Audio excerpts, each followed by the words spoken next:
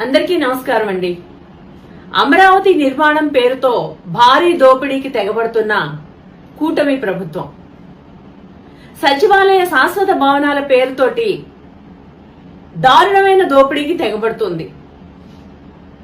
మన పక్కనే ఉన్న పెద్ద పెద్ద నగరాలు హైదరాబాద్ గాని, చెన్నై గాని, బెంగళూరు గాని ఇలాంటి నగరాల్లో 5 స్టార్ హోటల్స్ సైతం ఒక చదరపు అడుగుకి 4,000 నుంచి 4,500 రూపాయలు ఇస్తుంటే, అమరావతి నిర్మాణానికి ఒక అడుగుకి 18,500 రూపాయలు ఇస్తున్నారు అనంటే దీన్ని బట్టి కూటమి నాయకులు ఎంత పెద్ద భారీ మొత్తంలో దోపిడీకి దిగుతున్నారన్నది మనం అర్థం చేసుకోవచ్చు. 2018లో ఇచ్చిన కాంట్రాక్టులని రద్దు చేసి కొత్త కాంట్రాక్టులను ఇచ్చి ఆ కాంట్రాక్టర్ కి చదరపాడుకి 18,500 రూపాయలు ఛార్జ్ చేస్తున్నారంటే, పైగా వీళ్ళు కొత్త కాంట్రాక్టర్లు కూడా కాదు, కాంట్రాక్ట్ మాత్రమే కొత్తది. వీళ్ళైతే కొత్త కాంట్రాక్టర్లు కాదు. 2018లో ఏ కాంట్రాక్టర్లకైతే ఇచ్చారో, షాపూర్జీ అన్న వాళ్ళకి గాని, ఎల్ఎన్టీకి గాని, ఎన్సీసీ సంస్థకు గాని ఎవరికైతే ఇచ్చారో వాళ్ళకి ఇచ్చిన కాంట్రాక్ట్ రద్దు చేసి కొత్తగా 18,500 రూపాయలకి చదరపాడుకి ఛార్జ్ చేస్తూ కొత్త కాంట్రాక్ట్ ఇచ్చారంటే ఎంత దారుణమైన దోపిడీయో మనం అర్థం చేసుకోవచ్చు.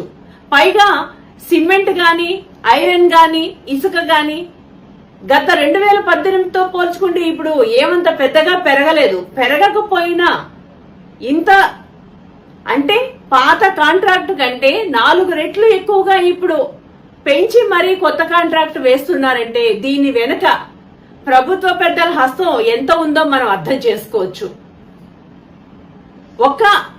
కేవలం అద్దాలు, దెన్ ఇంకోటేంటి, క్లాడింగ్ కి గాని, టవర్ అద్దాలకు గాని, స్కైలైట్ గాని ఒక్కొక్క వీటిని చేయడం కోసమని 2,500 రూపాయలు, 2,500 కోట్ల రూపాయలు ఖర్చు చేస్తున్నారంటే ఈ రాష్ట్ర ప్రభుత్వం ఈ భారం అంతా దీనికి సంబంధించిన అప్పు అంతా ప్రపంచ బ్యాంక్ నుంచి తీసుకొచ్చి ఆ భారం అంతా రాష్ట్ర ప్రజల మీదే కదా వేస్తారు. ఇప్పుడున్న ప్రభుత్వం వాళ్ళు ఏమన్నా చెల్లిస్తారా? ఆ భారాన్ని రేపు ఈ రాష్ట్ర ప్రజలే చెల్లించాలి. ఇంత భారీ మొత్తంలోని ఇంత దుబారా ఖర్చు చేయాల్సిన అవసరం ఏముంది?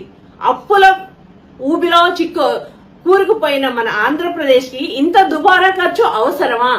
ఉన్న వాటిని ఉపయోగించుకోకుండా ఇంత దారుణమైన దుబారా ఖర్చు చేయడం అవసరమా? ఆ దుబారా చేస్తూ మళ్ళా వైసీపీ వాళ్ళ మీద తిరిగి మాట్లాడుతున్నారు. కనీసం బుద్ధి జ్ఞానం ఉందా? విజనరీ అంటే ఇదేనా?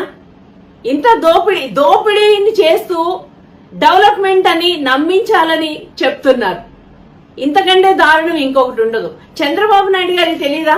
ఇన్ని సంవత్సరాలు ముఖ్యమంత్రి చేసిన వ్యక్తికి ఇంకా నిర్మాణ వ్యయం తగ్గించాల్సింది పోయి నిర్మాణ వ్యయం భారీగా పెంచేసి ఆ భారాన్ని ప్రజల మీద పడతాది అన్న విషయం కూడా ఆయనకి తెలియకుండా ఉన్నారా? ఎవరికి దోచిపెడుతున్నారు ఈ ధనాన్నంతా? కూటమి వచ్చిన దగ్గర నుంచి దాచుకో అన్న పద్ధతిలోనే ప్రభుత్వాన్ని కొనసాగిస్తున్నారు. ఇప్పుడు ఈ అమరావతి అని ఒకటి దొరికింది వీళ్ళకి నిర్మాణం చేయడానికి. అమరావతి నిర్మాణం పేరుతోటి చేతికి దొరికిన అప్పులన్నీ చేసేసి ఆ భారాన్ని ఆంధ్ర రాష్ట్ర ప్రజల మీద మోపబోతున్నారు. ఆంధ్ర రాష్ట్ర ప్రజలందరూ గమనించి జాగ్రత్తగా ఉండాలని తెలియజేస్తున్నాం. Thank you.